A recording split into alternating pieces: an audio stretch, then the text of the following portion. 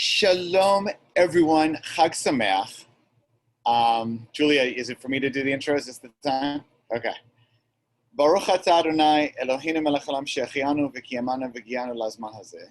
Amen. Thank you to the Holy One for bringing us to this moment, sustaining us, giving us life, even this challenging time in the world, amongst the Jewish people. We are holding our hearts and with lots of complexities. But in this moment, we are holding this night of receiving Torah. And this is a specific night of receiving Torah, a North Carolina Torah, not just a British Torah, as Nigel will tell us, but he has his roots. His Jewish, spiritual, environmental journey was started in the holy city of Asheville, North Carolina. He'll tell you, or outside of it. I'll let him tell that story if he wants to. Maybe it's Mount Pisgah, I think it's called, Pisgah. But I won't let him tell that story. It is such a blessing to have here Justin Goldstein from Yesod Farming Kitchen in the Asheville area, and also Meredith Cohen of One Soil Farm in the Hillsborough adjacent area. I'll let you explain. And of course, Arthur Gordon, who with his partner Anya are in many ways not only a big major part center of the Jewish community in Raleigh and Wake County, and not only were the owners for many years of Ear Gardens Restaurant, which was a groundbreaking and still popular restaurant, although they finally relinquished and were freed. I won't say freed from Egypt, but they were freed to have the freedom of life after restaurant ownership, and then had the vision with others on this night here who are investors or let's say shareholders in the downtown well-fed garden here in downtown Raleigh. This is an amazing night with Nigel, an old friend, a visionary. You know, I was thinking the Torah says tonight that with the Torah, we could ro'im et hakolot. You could see that which was heard. And the rabbis also said, what does it mean, ro'im et hakolot? You can see. You can either see something or hear something. But that's what this night's about. This night's about recognizing people who can see things that are unseen. I remember years ago when I first heard about this movement with Nigel and Chazon, and he told me a little bit about this kind of Jewish farming movement. I admit, I thought it was a little mashugana. I thought, what are you talking about? Seriously? Look at this. Not only is Adama and Isabel Friedman and all the different ones across the country, if you Google the Jewish Farming Network, all over and you know, totally blossoming or blossomed, but we have 3 here in North Carolina at different stages in their processes. And the idea that I had in conjunction with our partners here was to give a chance, Erev Shavuot, when we honor Bikurim, we honor the agricultural roots of the spring/summer festival. We bring our first fruits. To bring that forward, this is our first fruits here. You all are our Jewish farming network here in North Carolina are our first fruits. And Nigel has had a huge influence and impact on that. So without further ado, what I understand this evening is going to be is we're going to start with some words from our esteemed friend and colleague, Nigel Savage. And then we're going to move to a moderated conversation amongst our panel, who perhaps will give a chance to introduce themselves after Nigel speaks, tell a little bit their story.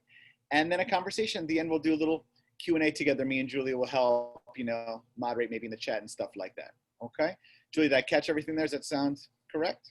Nigel, does it sound correct for you? Anything I missed? Sounds good. Anyone else from our panel? Did I miss anything or anything incorrect? You want to correct me lovingly? Okay, I saw it. All right, I turn it over to Nigel Savage. So thank you, Rabbi Eric. And thank you, Rabbi Jenny, and thank you, Julia, and thank you all of our panelists, and thank you everybody, Chag Sameach. It is a strange moment in time that we get to celebrate Shavuot like this. The world has changed in lots of ways. As Rabbi Eric said, North Carolina has in fact a special place in my heart. And I visited Beth Maya way back when, it feels a long time ago now. I'm an unlikely person to be running an organization like Chazon. I'm not a farmer. I grew up in North Manchester in England, which is kind of like Pittsburgh on a rainy day, unless anybody here is from Pittsburgh, in which case I apologize. I'm the kind of person who I grew up, where do avocados come from? Aisle 7. Like that was about as far as it got for me. But I spent time in Israel in my late 20s, early 30s, and I sort of discovered planet Earth by accident. And I got really interested, as I think many of us do, about what it means to be Jewish in the 21st century. I, the Jewish tradition, can't address the greatest issues of our time, in which case, frankly, why should any of us care? Or I'm really interested, not merely in Jewish tradition in its own sake, but what does Jewish tradition have to say about the world that we live in? And I started to realize that we didn't enter human history in a synagogue or a day school or a JCC. We entered human history in relationship to the land of Israel. We entered human history in some sense as an indigenous people. And the Torah, which we celebrate the giving of this evening, is the story of a people's relationship to land, life cycle, climate, food, ritual. And I started to do a lot of stuff outdoors, and that indeed led me to North Carolina outward bound. And I was hiking in Pisgah National Forest when a friend, Shoshana Guggenheim, told me that she'd ridden her bike across America for Housing for Humanity or something. And I was like, oh my God, we need to do a Jewish bike ride across America to raise environmental awareness, and moved to New York in 2000 and founded Chazon. And the organization has grown. The word Chazon means vision. And today we're the largest environmental organization in the Jewish community. And we're really trying to turn Jewish life outwards to create a healthier, more equitable, and a more sustainable world for everybody. I'm coming to you this evening from the Isabella Freedman Jewish Retreat Center here in Falls Village, Connecticut. I think Meredith spent quite a long time here. I know that Justin has visited here. There may be other people who are. But in 2003, at Isabella Freedman, Adamah was founded. And Adamah means earth. Adam in the creation story is in a sense an earthling, the human being who comes from Adamah, from the earth. And Adamah, a program to train a new generation of Jewish farmers and leaders, has really grown. And what we have seen over the last decade is a proliferation of engagement between Jewish people and land in so many different ways around this country and in Canada and in Britain and indeed in Israel in different ways. And so here we are on Shavuot, which is Chag HaKatzir, right? It's a festival of reaping. It comes after counting the Omer from Pesach. Shavuot means weeks because it's 7 weeks after the start of Pesach, and an Omer itself was an agricultural measure. Shavuot itself, Pesach was the barley festival. Shavuot was the wheat harvest. And we've grown up, many of us, in Manchester or Manhattan, and these things are abstract. We receive the Torah, we decorate the synagogue with greens. But now it is indeed fitting that Rabbi Eric, looking around at what's happening now in North Carolina, looking at this proliferation and this connection, essentially said, as I understand it, oh gosh, why is this year different? Because these things are starting to happen in North Carolina. Let's really celebrate that. Let's really learn, not just about Shavuot in abstract, not just about relationship to land in abstract, but let's learn from a new generation of Jewish farmers. Let's learn from a new generation of Jewish people who are reconnecting to the natural world that sustains us on the one hand, and to Jewish tradition on the other hand. I'm gonna in a minute invite our panelists to share just a little bit about their journey, how they came to be doing what they are now. Meredith beforehand asked me, like, that's a big question, Nigel, what length should I do that? And I said, do it at 3 or 5 minutes length. Your stories are actually important to us and fascinating. So we want to hear a little bit of it for real, but not the very, very longest version of it. And so I'm going to hand over to them a little bit to tell us about their stories. And then I'm going to go on and ask them to talk a bit about what they're doing now, what's amazing about it, what the challenges are.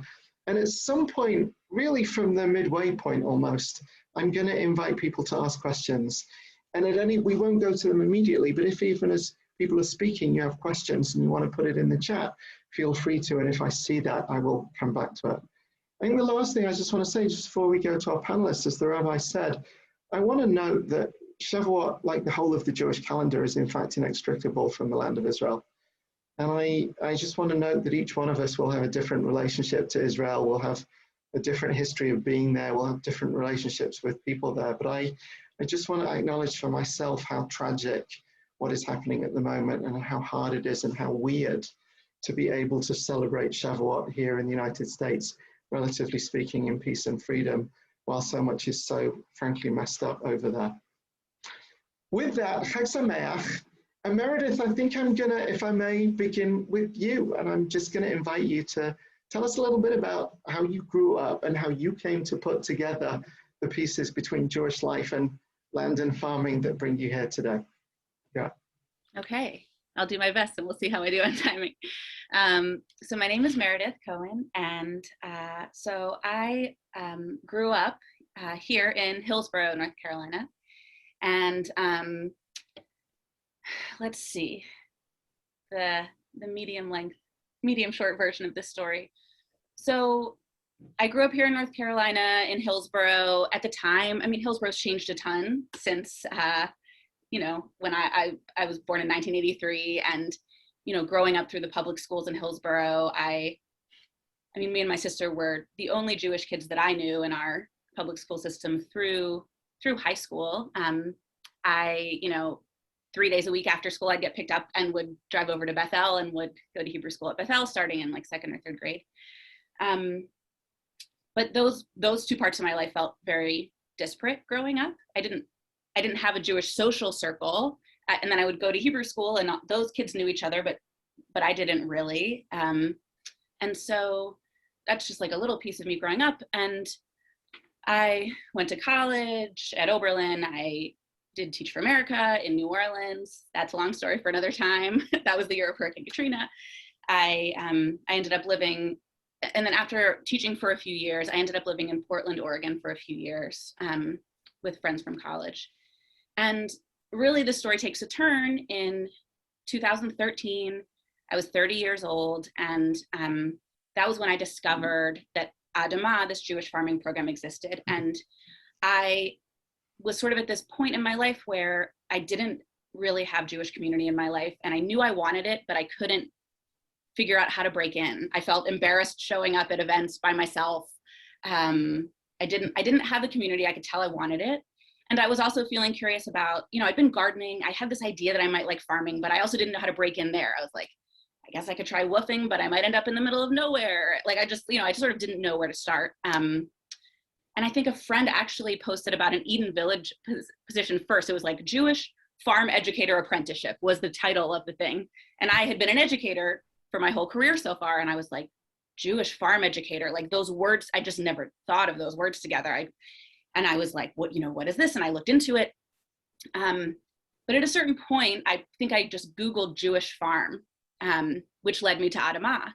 And I was looking at both of those programs and realized pretty quickly that like, oh, I don't want to be the camp counselor. I actually want to be in camp, which is what Adamah felt like to me as a 30-year-old getting to have this Jewish summer camp experience that I'd never had. So basically I moved across the country back to the East Coast where I'd been wanting to come back, knew I was heading back towards North Carolina where my family was and still is. But I went to Adamah for the first time in my life with no plans afterwards because I think I had this idea that I didn't know what would be next, but that I would really love that Jewish community and I would really love farming, and both were true. So the way I'll wrap up this story for now is that the way that Adamah totally changed the trajectory of my life, but I think the best way I can summarize it is that like I experienced living in an immersive Jewish community for the first time, living in a Jewish place at the same time that I learned to farm for the first time. And those two things I just like are just inextricably linked for me. I think people still ask me all the time, like, what is a Jewish farmer? What does it mean to be a Jewish farmer or to be a Jewish farm? And I think there are these sort of two angles, like either, there's the way that Judaism informs my farming, but for me, the even bigger angle is the way that farming has informed my Judaism and my spirituality and the sense of awe and wonder and forces that are bigger than us and lack of control that you can't really ignore when you're trying to grow food, and a connection that's direct, that doesn't have to be filtered through an indoor place and written words and like other leaders, but that can really be very direct. So I stayed there for 3 years, and I always knew I wanted to move back to North Carolina, which I did. And I worked for 2 other local farms for the first couple years back, because this is a very different region than Northwest Connecticut, to learn to farm in. And I started One Soil Farm in 2018. This is our 4th season. It's a huge year of growth for us. This year, I'm farming full-time and paying myself for the first time. We are serving 55 members of our JCSA, Jewish Community Supported Agriculture program, through the JCC in Durham and through Beth El Synagogue. And we just bought land that we are working on building infrastructure on so that we can host magical, immersive Jewish experiences in addition to growing food. And I'll stop there for now. So thank you so much. And let me say, actually, I'm about to go on to Arthur, but let me say even at the start that one of the reasons that this evening is so amazing, and I think truthfully one of the reasons that Rabbi Eric and Julia and the shul wanted to do this, is that as amazing as it already is what the 3 of you are doing, we've barely begun to scratch it. And for everybody who is in this gathering right now who isn't a farmer, one of the open questions for this evening for each one of us is, how do we want to be involved? How do we want to take this forward? How do we want to support these projects? But Arthur, let me turn to you. I want to say I'm so thrilled that you are with us this evening, because it's not just 20 and 30 somethings who are doing this. And sometimes people think that it is. I'm not going to say that you're 130 years old, but I do want to say that on the eve of the First World War, there were 250,000 Jewish chicken farmers just on the East Coast alone. And I want to note that this presumption that Jews are not connected to land is, even in America, relatively recent. 120 years ago, there were quite a lot of Jewish farmers in this country, and then we headed out in different directions, and then in different journeys, people have come back. So as Rabbi Eric said at the start, you had, I think, a vegan cafe early on, but I'm very happy to welcome you and to ask you to share a little bit of your story and how you came to connect and reconnect to land and get to be doing the things that you're doing now. Great, it's nice to be here.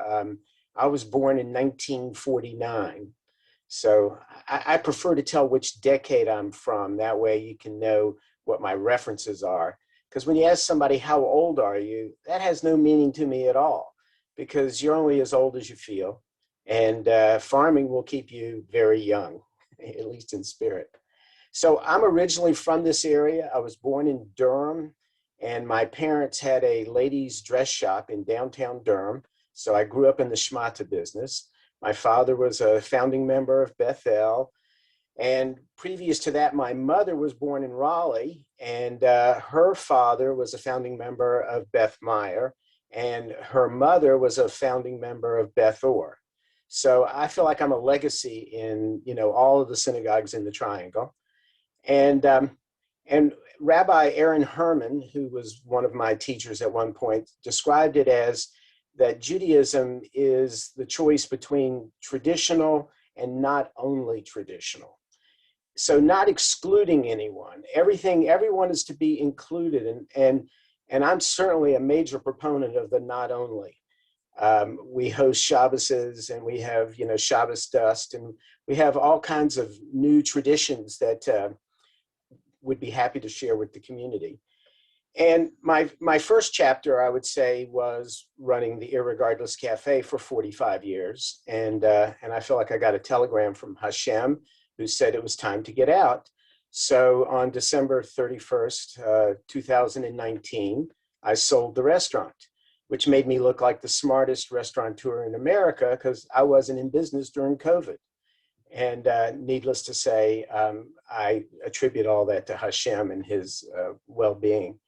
But while I was running the restaurant, I got this smart idea that why don't we buy some land and grow some of the food that we could then serve at the restaurant, and we could have the vertical integration.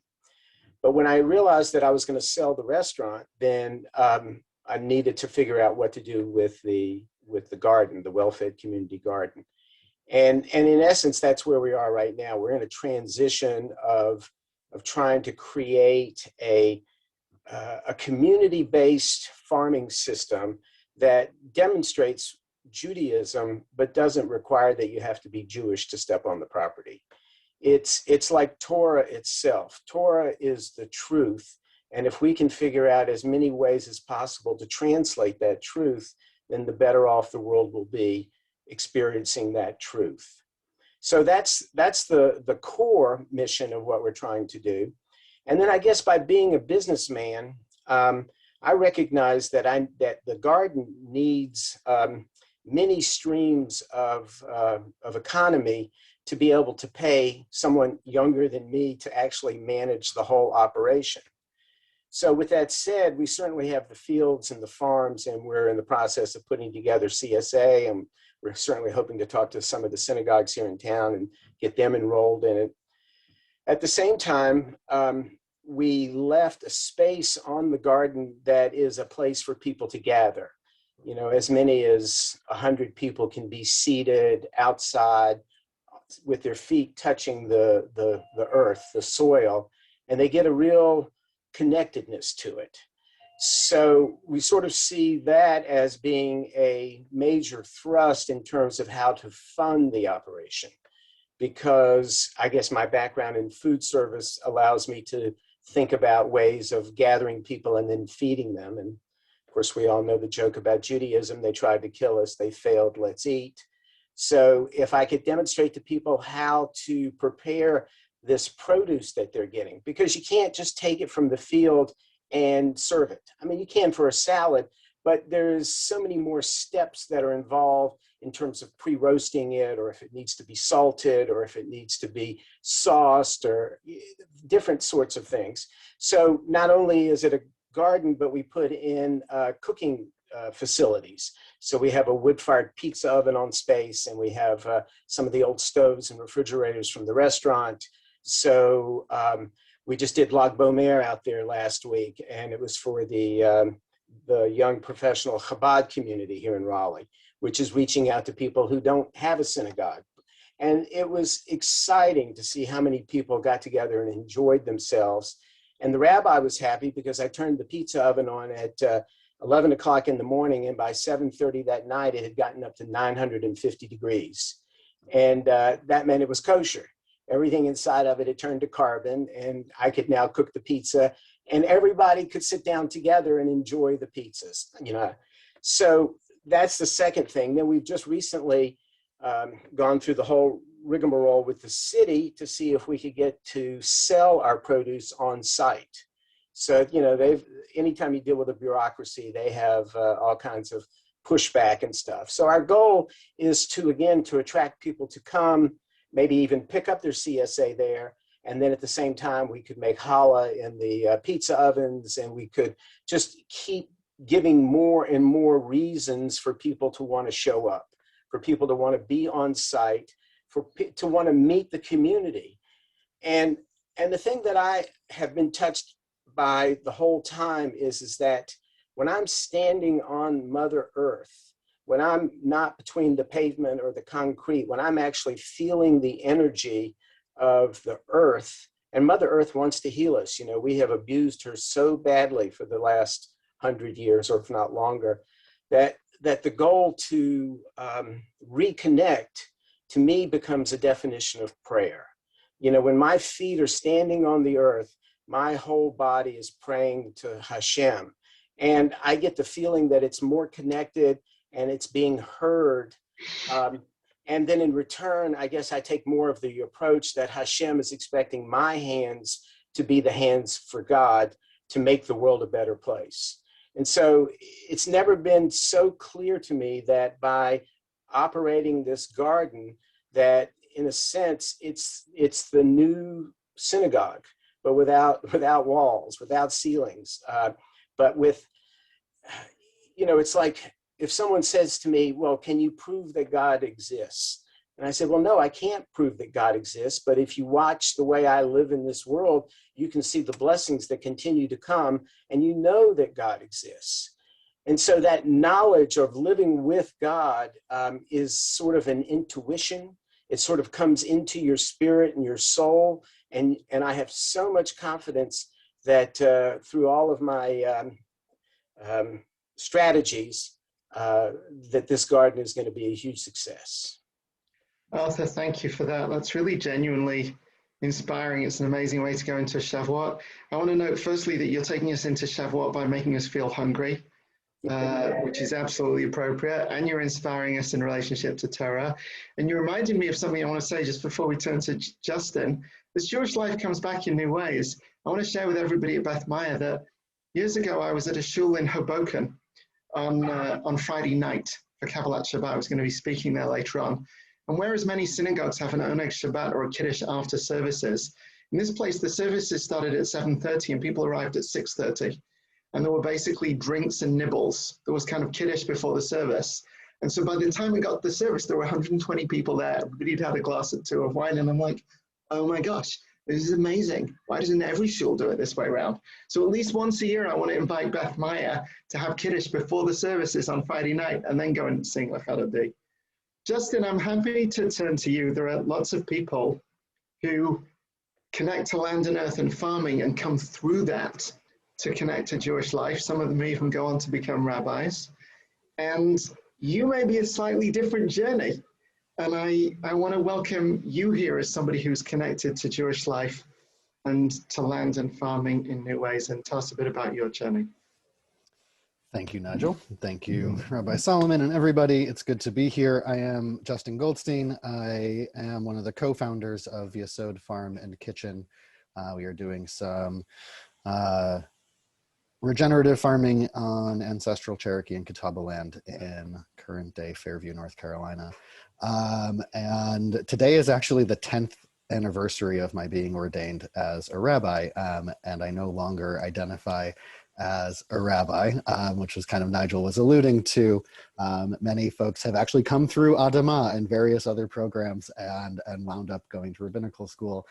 The truth is that my farming journey started before my rabbinical journey, but had a little detour along the way. And I think on a very kind of personal level, my farming journey really began as a childhood dream. I had like this little metal play set.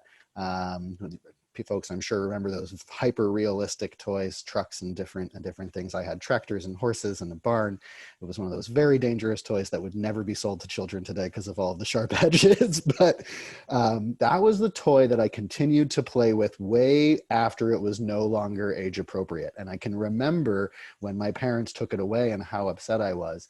And can remember being at that age when people would say, what do you want to be when you grow up? And other kids are saying astronaut and professional athlete and president and all the things. And I would say farmer.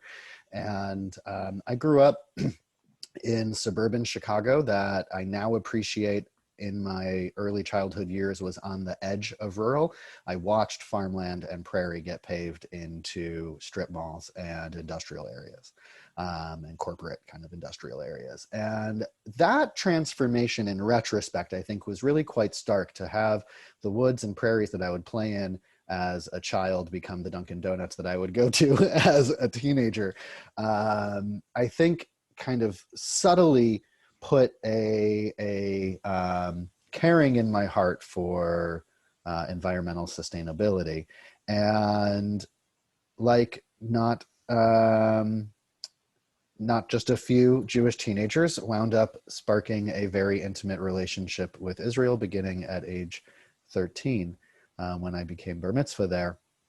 And can remember going to visit kibbutzim and was just as shocked at the image of Jews on tractors as I was at seeing soldiers and recognizing Jews with guns. And both of those kind of images stuck with me as a 13-year-old. And can remember seeing the irrigation systems in Israel that I also recognized from the farms near where I grew up and the industrial farms in Indiana and the smaller farms in Wisconsin that I would visit going on vacation to different places, and hearing the stories of how these irrigation systems were invented in Israel, why they were invented, how they needed to procure fresh water and utilize brackish water in all these agricultural pursuits to, quote, make the desert bloom. And that had such a profound impact on my relationship to Zionism and my early relationship to the land of Israel. And continued to visit Israel, but went back after high school on Young Judea year course. and spent 3 months in Jerusalem, and then was supposed to spend 3 months on a kibbutz. And after 2.5 months on this kibbutz, I went to the leaders of the program and said, I'm going to stay on the kibbutz.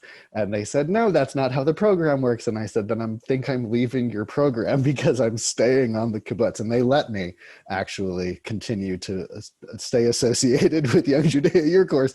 But instead of going on to do all of the other experiences, I stayed on that kibbutz and worked primarily in the date orchard. Kibbutz Keturah is Israel's largest date orchard. And it was also a profound experience in terms of my relationship with farming, and specifically farming with a sense of Jewishness.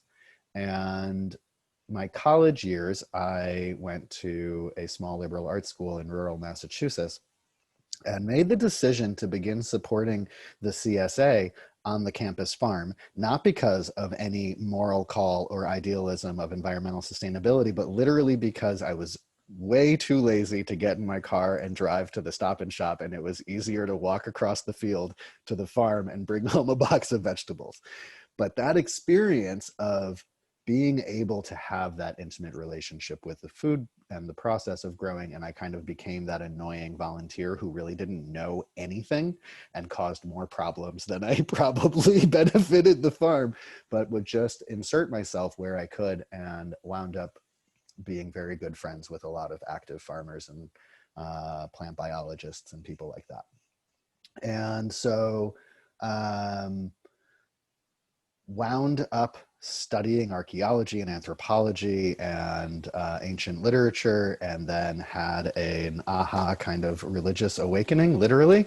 I won't get into the details of how that happened. Wound up going to rabbinical school. Very quickly decided that I would never, ever, ever work in a synagogue, and actually tried very, very hard from the first day of rabbinical school nearly until the last to work for Nigel, to the point that I called him and said, I want to be your intern. And he said, we don't have a rabbinic intern. I said, I know, I'm going to make a rabbinic internship with you. And life happened in such a way that Chazon was not my future, although I still support it with all of my heart as much as I can, and wound up working in the pulpit for 8 years, first in Bangor, Maine, and then in Asheville, North Carolina. And one of the first things I did in my capacity as the rabbi of a synagogue in Bangor, Maine was say, hey, let's plant a garden at the synagogue. And everyone looked at me like I was crazy, not for the reason that you think. They said, why would we have a garden at the synagogue? We all have gardens at home.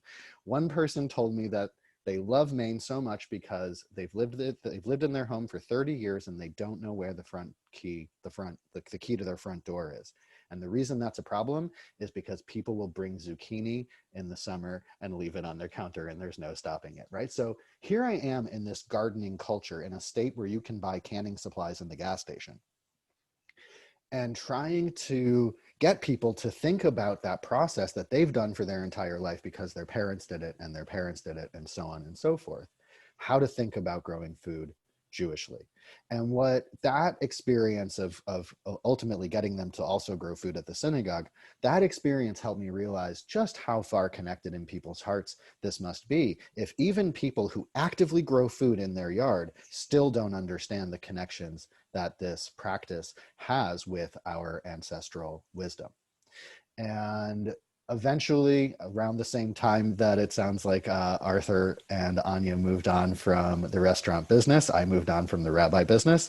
Along the way, had met a very dear friend, S.J. Selden, who had this absolutely incredible vision for a farming space that was dedicated towards an inclusive welcoming of all people, sustaining us not only with nourishment from the earth, but also with the wisdom of Jewish heritage, not exclusively for Jews, for anybody, with an eye towards looking at the practice of Yovel, of Jubilee, as a model for decolonization, as a model for restoring stewardship of land to those who have ancestral holding to it.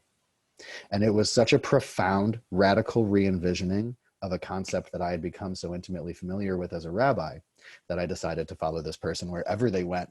And when they were able to acquire land and start this farm, it just so happened the timing in my life with the departure of my job and other life changes have decided to become a full-time farmer and fulfill that dream of the 4-year-old playing with the toys in suburban Chicago. You know, and I think the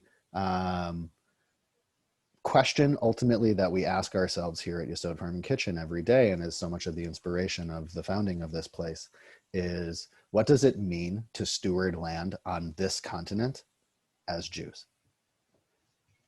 On this continent specifically, because it's not our land as Jews, because we hold our ancestral holding to a different land and all of the complicated relationships that come from that experience of exile. And this is not our land as Americans, because we are the beneficiaries of generations of colonial destruction.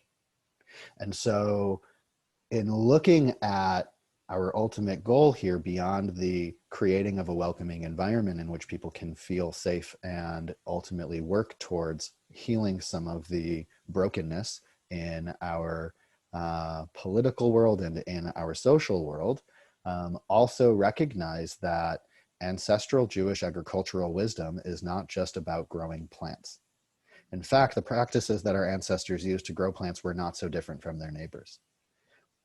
Our unique wisdom to offer as Jewish farmers, from my vantage point, is being able to see how our relationship to land on a spiritual level and on a heart level, not just the land of Israel, but to any land, provides for us a framework and context for understanding the growths and challenges in our own lives, which is what our ritual calendar is, and why we couple the experience of the wheat harvest with the giving of Torah, or couple the experience of the barley harvest with the leaving of servitude and the journey into the wilderness of freedom.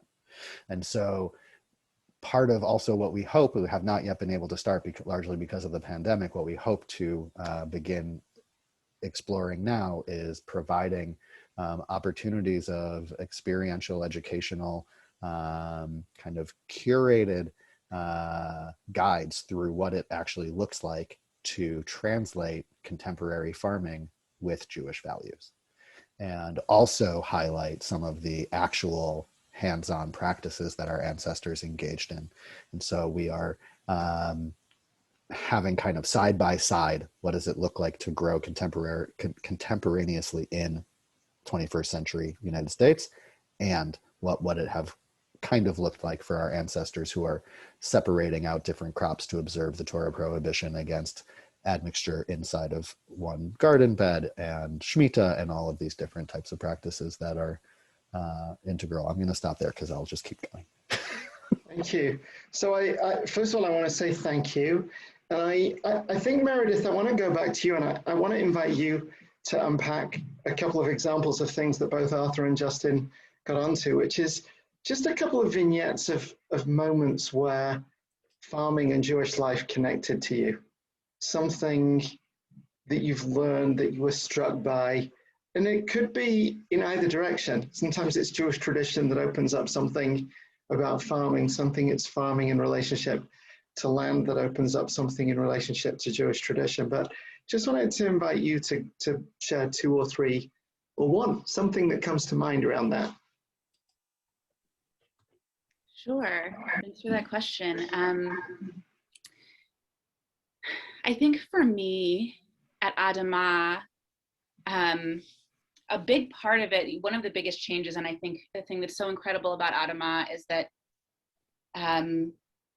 it is a physical experience. So it is not an intellectual, it's not sitting in a classroom and talking about these ideas. It's not like, it is a physical experience that I think for most people who go through the program really pushes them in some way or another to do things that they have never done before, whether that's using power tools, birthing goats, shechting chickens, weeding in 90-degree weather, harvesting in the rain, whatever it is, something you've never done before. And that physical aspect for me was, I think, just a huge part of the experience in because the Judaism that I experienced there, the spirituality, the ritual happened, all of the memories that are coming to mind when you ask this question, they all happened in the field.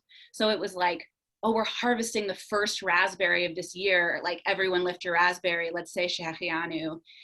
And I just distinctly remember, you know, I farmed at Adamah for 3 years, then I came back and got a job on a farm that wasn't Jewish here in North Carolina. And there weren't these, I was like, how are we, but today's onion seeding day, like, why aren't we singing? You know, it was like I couldn't have these like experiences without actually these things that are really so core to what Judaism means to me now, which is marking moments in time, using blessings to mark physical experiences. I mean, you know, we have blessings for not just a good smell, but like very specific array of smells, or not just a fruit, but like a fruit that comes from a vine versus the earth versus the tree. I mean, this is really, I think that there's this awe and wonder, and I think the word gratitude is so overused, but like it's visceral. Like, I had this visceral experience of gratitude, or of wonder, or of like, oh, this is the first one. Like, yes, let's say Shechianu, this is the first one this year, and we're not going to have it all year. It comes and it goes, and then it'll come back. And we worked really hard for it. You know, like, so those are the things that come to mind, that the singing while we were working, the blessing, just the sense of like sort of everyday miracle, like the monumental nature of getting to harvest and eat something that tastes way better than you thought it could, that you both put a lot of work into, more work than you thought you could, and also aspects of it were totally out of your control. So yeah, I think the biggest things for me were very physical, very visceral, and it was the spiritual and the tradition and the ritual happening in the field. And I have one other question actually for you, and I really genuinely don't know the answer to this, Yeah. But I'm really interested to know whether, as it were, like you described doing different things and being involved in teaching, and then basically going to Adamah when you were 30, which I think is 7 or 8 years ago. I'm just interested in like your own Jewish journey, and whether in a sense that has been, like, do you feel you're in the same place that you were 10 years ago, or a different place? And it may not be so easy to encapsulate it, but if it has changed, can you give us a flavor of that? Oh my God, it's changed so much. Yeah, for sure. I think that like Adamah was the first time that I felt at home in Jewish community, like 100%. I think so I grew up going to Hebrew school, but again, as I was saying, it was sort of this very like isolated experience for me. You know, like I was like, that was a place I went, and there were those people there, and so it was obviously became a part of me, but not in a way that I sort of knew how to internalize. I sort of, and then I lived in a lot of places where Jewish culture wasn't like the primary culture, right? So I lived in, I grew up in Hillsborough. I went to school in Ohio. I lived in New Orleans for a few years. I lived in Oregon for a few years. I wasn't ever in a place where I was really surrounded, and I found myself wanting it, but also not like gravitating towards the places, but then not feeling like I belonged in them. And I sort of think of Adamah as like me making this decision, like there was a buildup of many years, but like kind of throwing myself in the deep end, kind of being like, I know I want this. I'm gonna throw myself in. And I don't know if other people have this experience, but I had what I think of as a classic experience where like you make this huge decision that you've really been looking forward to. And I would say about 2 weeks before I left for Adamah, I was like, I've made a terrible mistake. I will hate everyone there. What am I doing? Like, I didn't know anybody who'd ever been there. I was just like, what is this going to be? And then I showed up, and within a week was like, again, I was 30, which is like the upper age of sort of people who tend to do Adamah. And so I moved there immediately, was like, saw the staff and was like, these are all of my best friends. I will live here with them if they will let me. And they did. so yeah, it's a real before and after story in terms of, I think the last thing I'll say is that I was very clear from the beginning that like, it was my goal to stay there at Adama until I could absorb and internalize enough that I could bring it with me back to North Carolina. I knew it would be different coming back here, that like, I mean, our Jewish community in Durham is growing amazing. We have an amazing Jewish community here, but we have to look for each other here. We have to find each other. We have to seek it out and build what we want. And I knew I needed to stay long enough that it could really become a part of me and I could carry it with me. And I really did. My relationship to Judaism and Jewish community, like if teenage me knew that I would be moving back to Hillsborough and starting a Jewish farm, I would never have believed it. So I want to note, and for everybody, that just a couple of things that are really interesting that I feel have really come through. One of them, there's something really interesting here about the particular and the universal, and being on distinctively Jewish journeys, and yet really feeling this sense of like the world being everybody's and food being everybody's, and wanting to engage and welcome everybody. And something also about community. And Arthur, I was very struck by you saying, you know, a farm is like a synagogue without the synagogue. And the notion of enabling our farms to be synagogues, but also our synagogues to be farms, is, I think, part of the challenge of the next 5, 10, 15 years. So somebody, I think it might even be the Rabbi Eric, asking about financial model. And for everybody, what would be your dream of the relationship of your farms with the Jewish communities across North Carolina and beyond? And again, I'm not necessarily, I want everybody to have a chance to speak and also to answer things, but Arthur, yeah, say a couple of words about your vision, either about financial model or your vision of a relationship between farms and Jewish communities within North Carolina or beyond. You wanted me to speak to that? Yeah. Well, you know, I think maybe having been a businessman for 45 years, my staff would always say to me, why are you always so concerned about whether or not we're making a profit? And I said, well, if we're not making a profit, we're not going to be here. So it becomes quintessential, irregardless of your faith. Faith is certainly a big aspect and hope of why we go into this.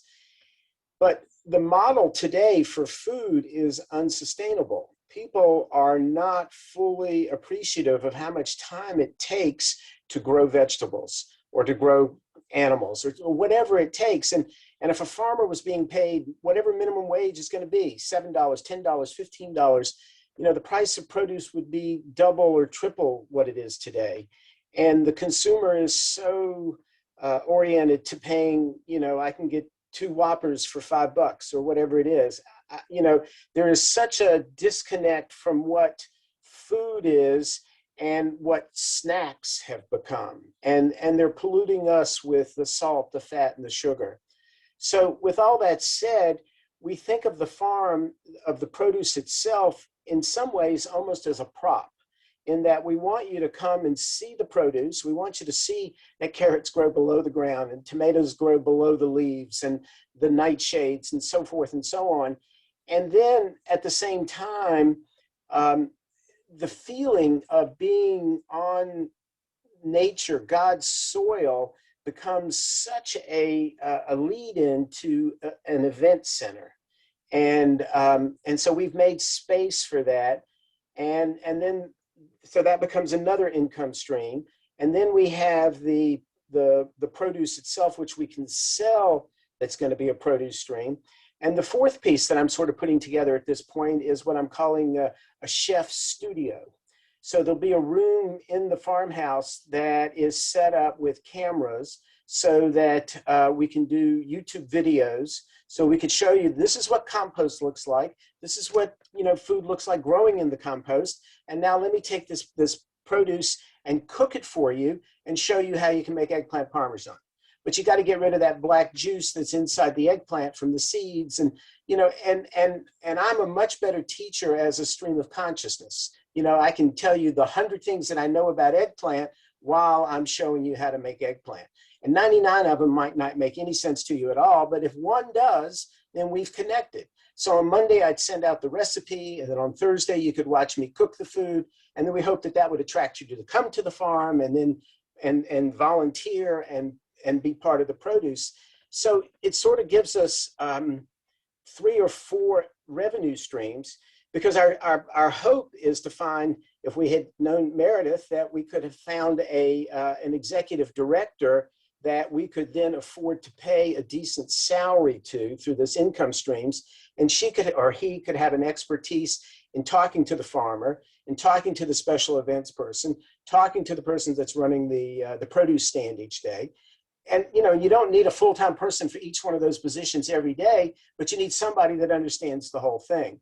So our journey is to try and get the income stream up to the point where we can almost afford to pay somebody to do the work. Because like I said, being 71, I'm not going to be the guy. I got the idea, and some of the people that are up here watching are part of my tribe, and that I've talked them into investing with me.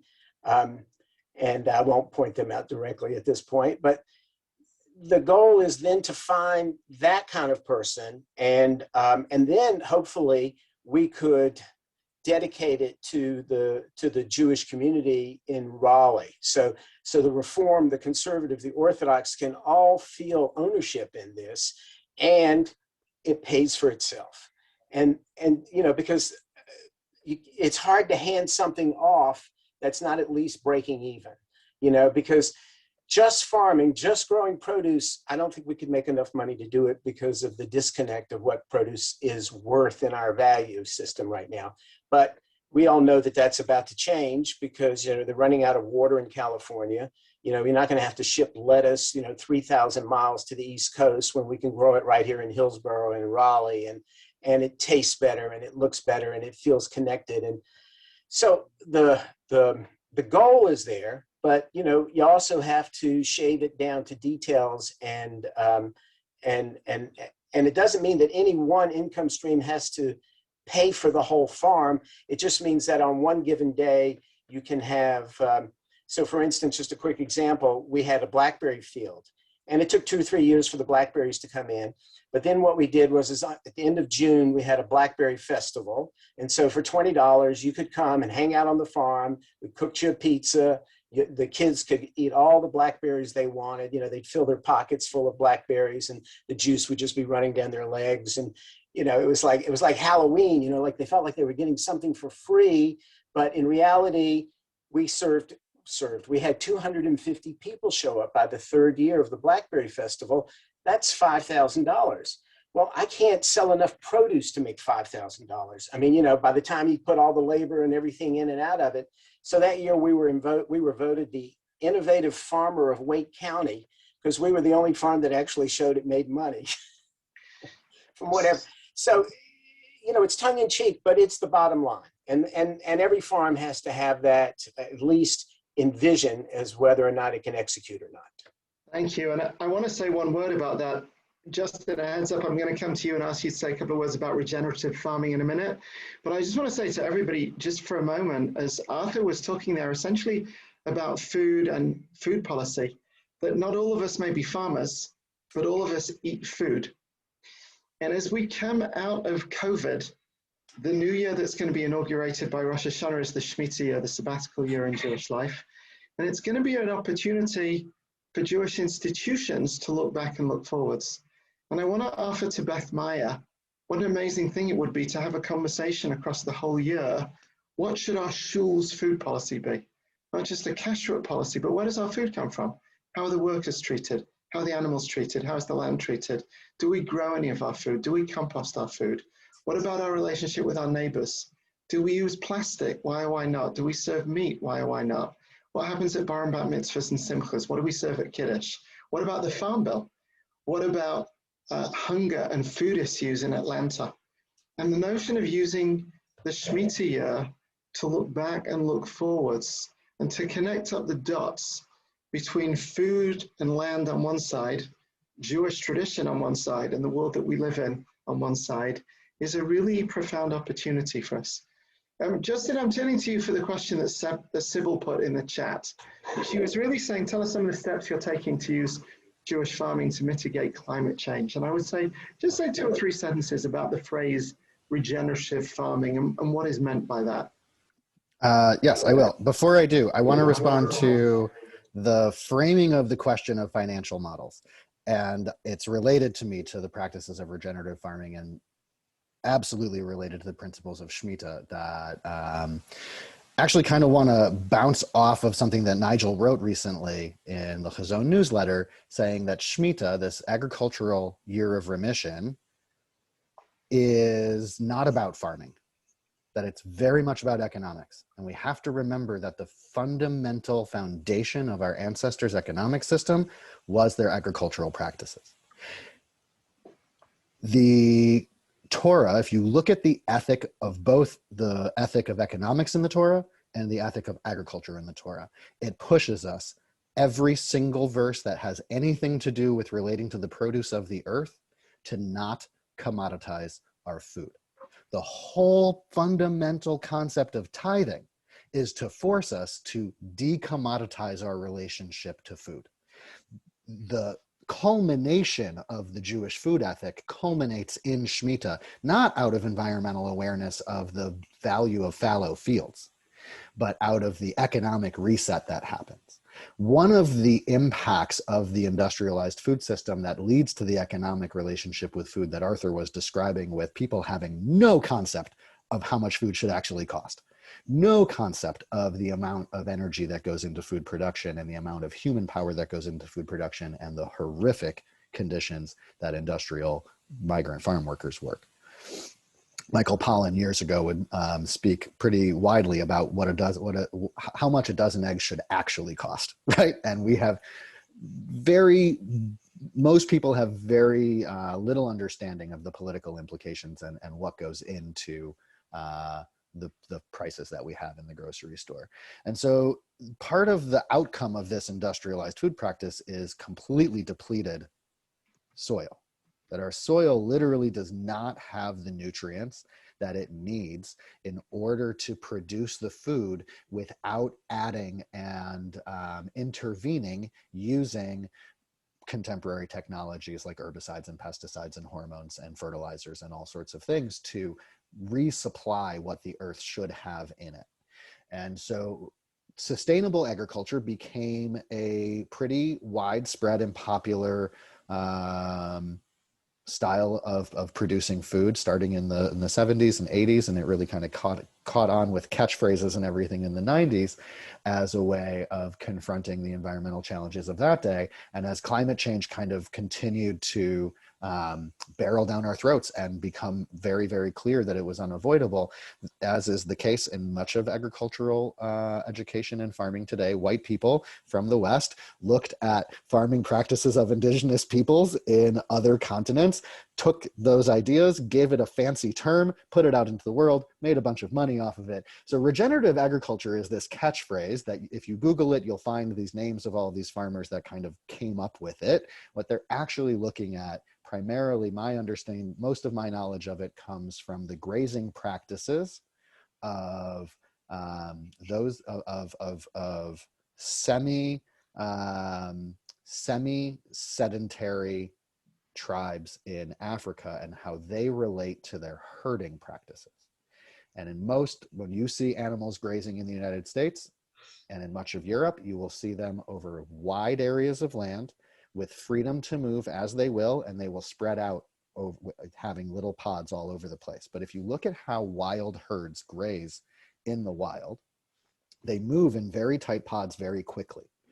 Those actual physical activities allow for the earth to regenerate. They trample the weeds that don't provide food for them, and as they move across the area, it literally regenerates the soil. And so there are all sorts of practices that people can engage in terms of responsible tilling practices and replenishing nutrients into the soil. Most organic farmers are already going to be replenishing nutrients in the soil. Regenerative agriculture kind of takes it a step further and says that it's not that the land should be at the same state that it was when we began farming, but each season should build soil more and more for the productivity of the soil itself. And for me, there's something so innately Jewish about this. If you really want to boil down what a Jewish farming and Jewish food ethic is, embodied by Shemitah, embodied by tithing, embodied by the agricultural gifts of leaving the corners of your field and the gleanings and the forgotten sheaves and the unripe produce and the broken produce, everybody eats. Doesn't matter who you are, where you come from. And it's not a statement of we're human, so we have to consume food. It is a command. You must make sure that everybody eats. It's not by mistake that our first harvest festival that celebrates our new year and our new season and our movement into liberation, that the ritual of the Passover Seder begins with the words, all who are hungry, let them come and eat. That is the fundamental foundation of, for me, what a Jewish food ethic looks like. And one of the reasons why regenerative agriculture was kind of a no-brainer for us over here. And I do think that we are in a process of seeing in certain corners of how people are relating to the produce of the earth, kind of that process of decommoditization. And it's not easy in a capitalist society. So we're about to come into land. Thank you for all of that. Meredith, I wanted to let you say a couple of words about financial model. And then I want to thank everybody and say my own last couple of quick words and then hand back to Rabbi Eric. But Meredith, a couple of words about financial model. Perfect. Thank you. Yeah, I'll throw it back to Rabbi Eric's question because I think I can pretty succinctly actually answer a lot of the questions that have come up. So one thing that I think distinguishes One Soil Farm from a lot of, like within our Jewish farming world, there are a lot of Jewish educational nonprofits. And One Soil Farm is a production farm. So we're a business and we're a production farm. First, our goal is to be a production farm that serves the Jewish community of Durham and perhaps Chapel Hill or Raleigh, but that serves of the Triangle. And to truly build a relationship with our customers as their farmer, as their Jewish farmers. And so my farming partner moved here last year. And actually, contradictory to some of what Arthur said, our goal is to fully support ourselves by selling produce. You know, I think there will be a small amount of our budget that is, you know, for teaching and education.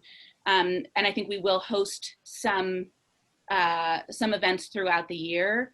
But truly, my business model and my business plan is based on us scaling up to 150 to 200 family CSA over the next 5-ish years, which will support me and Molly and you know, maybe 1 to 2 other crew members or full-time farmers.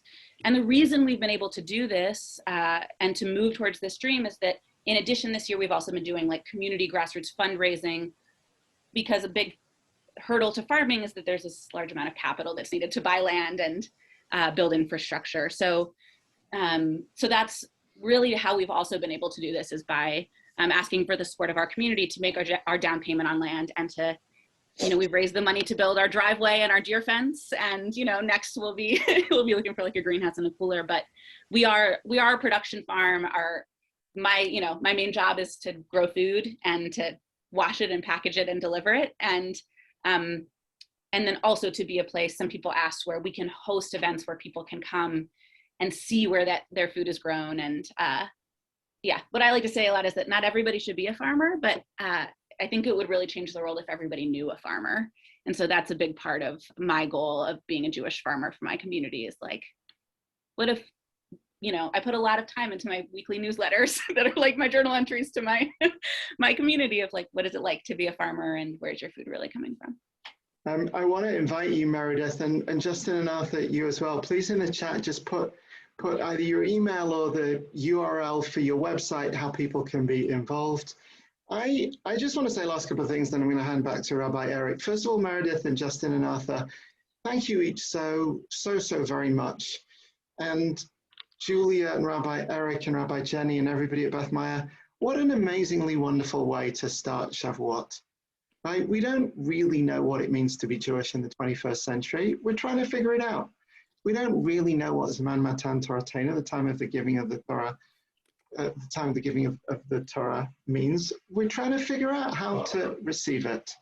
And this is a unique way to begin to celebrate Shavuot. I want to note that as well as the agricultural cycle, Pesach is freedom from want, from oppression, from Pharaoh. And then we go into radical freedom. We go into the wilderness. There are no rules. The Torah has not been given yet. And we travel for those 40 years and we play it out every year over the 49 days of the Omer. And we get to tonight. Tonight's the 50th night. And now receiving the Torah is freedom to choose, to self-limit ourselves, that not everything we can do should we do. Not everything we can eat should we eat. And the questions that have been raised by the three of you this evening are fundamentally questions about the nature of freedom in the 21st century. How should we use our time? How should we use our money? What are the boundaries of community? How do we relate to food? What are the consequences of the food choices that we make? In receiving the Torah, we inherit the tradition of keeping kosher, which is for 2,000 years, Jews who have said literally, is this fit for me to eat?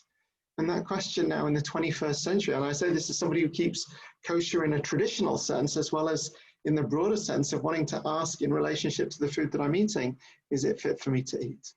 So thank you, each of you, for being here. If any of you wants to follow in Meredith's footsteps and do Arama, then feel free to find that online.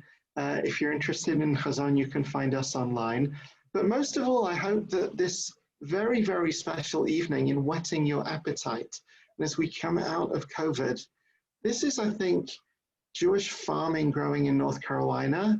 And I think it's Beth Meyer saying, something really amazing is happening here. We want to embrace it. We want to engage it. We want to learn from it. We want to evolve. And from here in Northwest Connecticut, I simply cheer you on and say, Kol HaKavod and B'Hatzlacha, and thank you, and Chag Sameach. Yashikah, Nigel. Shikoyach. I am levitating right now. I am just so grateful to each of you, to Nigel, my old friend, but to my other old friends of Arthur and Justin and Meredith. You know, I'm thinking in line of the beautiful Torah that's taught tonight in so many rich ways. I feel so proud to be North Carolinian right now beyond, you know, I was proud before. I'm more proud now. I'm Shepping Nachas to be North Carolinian, to see the growth of what's happening here. And, you know, I want to bring just a little piece of Torah as a way of thanking you, which is to say, you know, God really gave Torah twice to Moshe, you know, to the tablets twice. The first time didn't go so well, a little dancing golden calf at the bottom. God gave it directly. The second time, you know, God gives it again, and it's the whole thing that Moshe actually wrote it, not God. And one of the teachings about that is that, you know, we as a people cannot take the Torah directly very easily, or maybe at all. It's very difficult. It comes through human beings who are able to translate it for us, to teach it to us, to give it to us in a way. And I know that Justin no longer is by a rabbi, so I'm using this more in a Rebbe way. He has taught us Torah. Meredith, you are a rabbi too. Arthur, you always were our rabbi too. So is Anya. You are our rabbis. You are teaching us, like Moshe, you are teaching us, reteaching us about the Torah of farming, of food, of, as Nigel said as well, our Rebbe, about kashrut. What is to keep kosher in our current time? You are reteaching us this Torah. And I want to say to everyone at Beth Meyer, now you know about it. You have the responsibility to do something about it, okay? Which is to support each of these organizations and group and entities as they are established. I really encourage you with your tzedakah dollars, but also your visiting time, God willing, as COVID comes to, please God, some kind of conclusion. I look forward personally to taking trips. I've already been down to Well-Fed Garden a number of times, but Meredith, look forward to seeing you One Soil, not only me, but I hope God willing our congregation, and Justin, you too.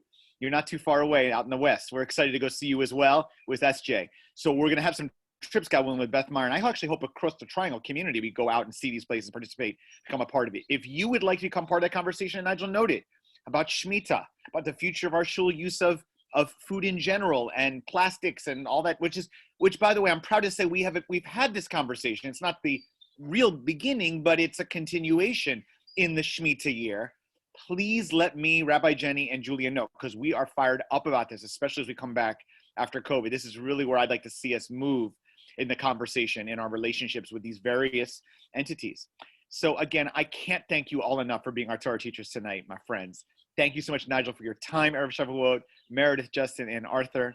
And we pray that this is only the beginning of continued Torah teaching from you, that you help connect us back to our, as Justin said beautifully, our ancestral wisdom. God willing, you are bringing it to life, all of you, and we are so, so grateful. Toda rabah. Chag Sameach. With this, Julia, are we going to let our chevre go at this point? Or are we using the same link for the next thing? Or Yeah, I was going to say we can all just take a break. If you're going to stay on for Mariv, you can just stay on the call and, turn your screen off and take a break. And then we're going to come back for Mariv. At what time is that? 8:30. Okay, so you have a 15-minute break for Nash. We'll make Kiddush, things like this. Nigel, Meredith, Justin, Arthur, you are free to stay also, but you also let my people go. Different holiday, but you're free. And we just thank you so much, really from the bottom of our hearts for your time this evening. So everyone, I'm seeing in the chat here lots of thanks yous, yasher koyachs, and stuff like that. Chag Sameach. Feel free to hang out and just chat and chill and, schmooze, as if you're a shul. We'll come back at 8:30. Me and Rabbi Journey will lead the Mariv davening with Kiddush, which will then lead into a, I guess, community statewide, I think, or at least it's triangle-wide, Zoom tikkun going all through the night. So stay tuned for more information. So next thing is 8:30. Be ready back here for Mariv. Okay. Any last things before I move into a little break time? All right. Thank you, Rabbi Eric. Are you kidding, Meredith? Hatzlacha. We are rooting you on. We are cheering you on. Thank you, Rabbi Eric. Thank you, Arthur. Believe me, we're so proud. Nachas. Nigel and Justin Litrode. Very well done.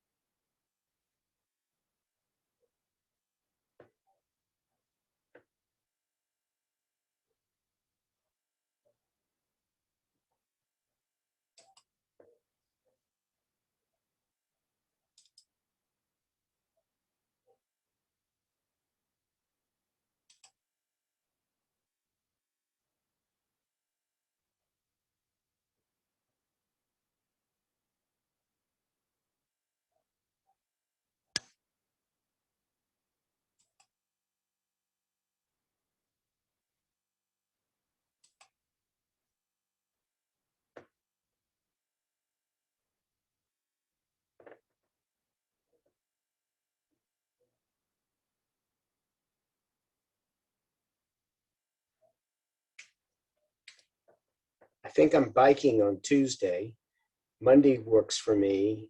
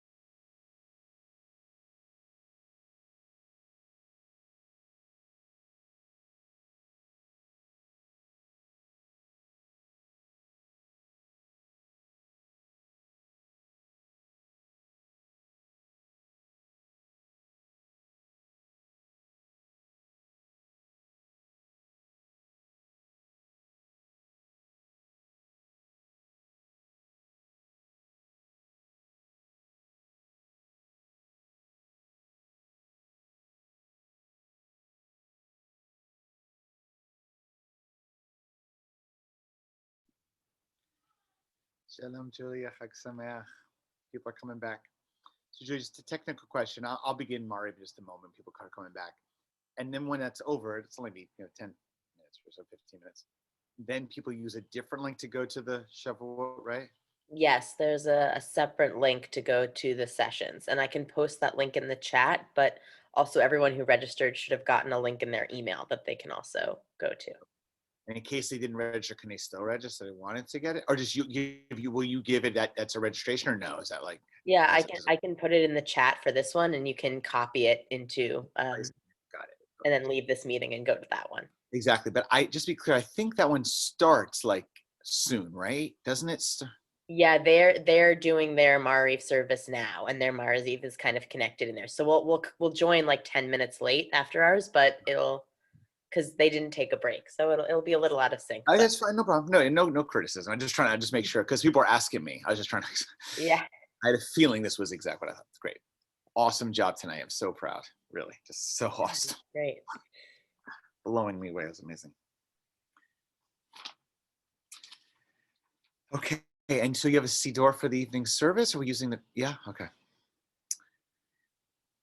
It's on page 39 in the Siddur I have of Lev Shem. Is what you have too?